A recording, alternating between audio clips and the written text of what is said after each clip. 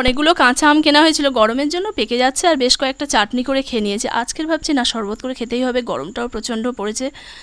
তো দেখো গরম কদিন বেশ পড়ছে, আর দুটো আম ভালো করে সিদ্ধ করে নিয়েছি, তারপর চটকে নিয়ে নিচ্ছি, নিয়ে পাল্পটা বের করে নেবো। নিয়ে এরপর মিক্সার জারে দিয়ে দিচ্ছি, খুব সিম্পলভাবেই করব। তো বেশ কিছুটা চিনি দিয়ে দিলাম, অল্প একটু বিট নুন দিয়ে দিচ্ছি, আর আমাদের গাছের গন্ধরাজ লেবু, তো লেবু দিয়ে দিলাম, অল্প একটু লেবুর রস দিয়েছি। এরপরে ঠান্ডা জল দিয়ে দিচ্ছি অল্প, দিয়ে মিক্সার জারে এটা পেস্ট করে নেবো। আর কালার টালার কিছু দিচ্ছি না, কারণ একদম সিম্পলভাবেই খাবো। তো দেখো গ্লাসের মধ্যে একটু লেবু গুলিয়ে নিয়েছি, আর এখানে বিট নুন আর অল্প একটু লঙ্কার গুঁড়ো সামান্য একটু দিয়েছি, দিয়ে গ্লাসের মুখে লাগিয়ে নিলাম। কয়েকটা বরফ টুকরো দিয়েছি, দিয়ে আমের পাল্পটা দিয়ে দিচ্ছি, দিয়ে এরপরে ঠান্ডা জল দিয়ে দেবো।